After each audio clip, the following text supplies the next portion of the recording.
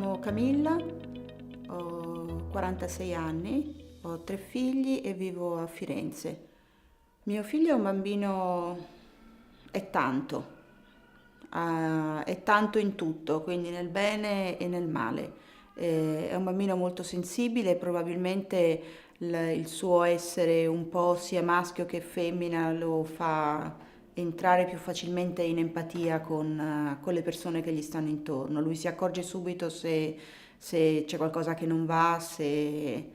non ti senti bene, se hai bisogno di una parola di conforto in più. Mio figlio, fin da piccolino, si è sempre solo avvicinato e appassionato al mondo femminile, per cui in casa è sempre stato con i vestitini a fare i giochi da bambina, a guardare i cartoni animati da bambina e per gli altri miei figli è sempre stata una cosa normale, non ci hanno mai visto niente di strano. La sfida più grande c'è tutti i giorni ed è quella che consiste nel confronto con gli altri e con la società, con tutti quelli che non accettano e che non capiscono le persone che non sono perfettamente corrispondenti allo stereotipo che gli altri si aspettano. E quindi è il confronto con tutti quelli che sono fuori che è faticoso. Io sono abbastanza positiva nel senso che penso che la fatica sia dovuta proprio a una mancanza di informazione o a una poca conoscenza, più che a un rifiuto e a una chiusura totale, perché ho visto che come ci siamo comportati noi, che siamo sempre stati molto aperti sul modo di essere di mio figlio, non abbiamo mai trovato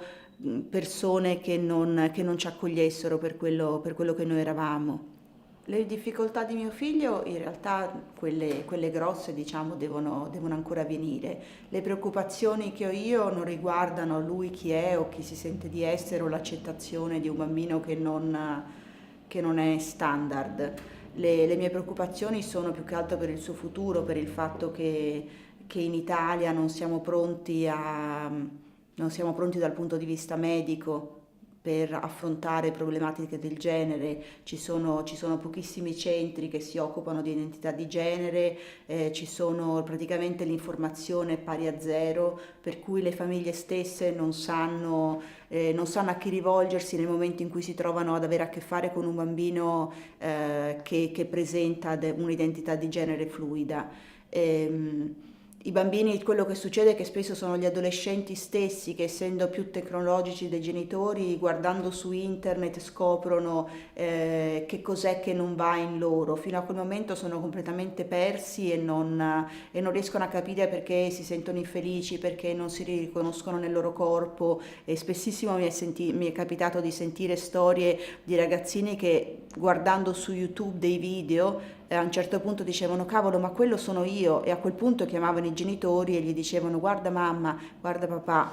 cioè, mi sa che questo qui è il motivo per cui io non mi sento bene. Però spesso questo succede troppo tardi, quando sono già adolescenti e già cominciano veramente a presentare dei problemi di disforia e quindi di malsopportazione della loro persona, per cui spesso cominciano ad avere disturbi alimentari, possono spesso diventano anoressici oppure bulimici, perché c'è questo corpo che comincia a cambiare, e se fino a quel momento potevano semplicemente diciamo supplire con dei vestiti diversi, un taglio di capelli diversi o corto o lungo, così a un certo punto non possono più aspettare, e il corpo che cambia comincia a mettergli ansia, e quindi spuntano fuori tutte queste problematiche. Se ci fosse più informazione, se i genitori potessero capire e sapere che cos'è che sta succedendo ai loro figli, e quindi essere anche in grado di accoglierli, di essere seguiti, di avere dei medici che sanno spiegare loro, degli psicologi che sanno spiegare loro che cos'è che sta attraversando il proprio figlio, sicuramente la situazione sarebbe più semplice. Fatto sta che però anche con un'informazione del genere sicuramente c'è il problema dell'arrivo della pubertà e di come trattare poi questi adolescenti che effettivamente anche con l'adolescenza rimangono convinti di appartenere al genere biologico opposto, perché in Italia ancora non siamo assolutamente al pari degli altri paesi. La cosa più bella di avere mio figlio è stata scoprire un mondo che probabilmente in un altro modo non avrei mai scoperto, che è forse il mondo della diversità, ma da tutti i punti di vista. Io non sono mai stata una persona chiusa agli altri, sono sempre stata molto aperta, ho viaggiato, ho studiato all'estero, ho veramente amici da tutte le parti del mondo, però avere un bambino come lui e vedere come veramente l'identità di una persona possa non per forza rientrare nei canoni standard, ma possa essere tutt'altro, possa essere così varia, è stata veramente una scoperta incredibile. E questo perché poi io, nonostante fossi aperta, ero sempre stata convinta che ci fossero i maschi e ci fossero le femmine, punto. E quasi che chi non apparteneva a questi due gruppi vivesse una sorta di sfizio personale. E invece con lui, e vedendolo nascere, vedendolo così fin dalla nascita, ho veramente capito che ognuno nasce come è.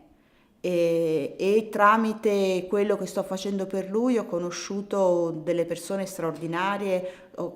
mi sono state raccontate delle storie che altrimenti non avrei mai sentito, e veramente ti fa vedere l'aspetto, cioè io onestamente mi sento fortunata perché altrimenti avrei avuto una vita molto standard e probabilmente anche abbastanza banale.